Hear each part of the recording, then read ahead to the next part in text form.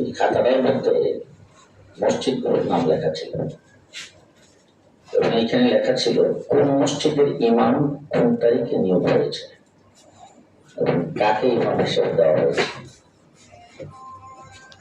এই খাতার একটা জায়গায় ছিল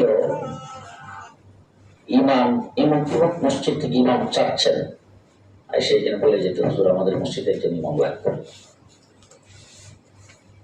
কোন মসজিদের ইমামকে বাদ দিতে চাচ্ছে,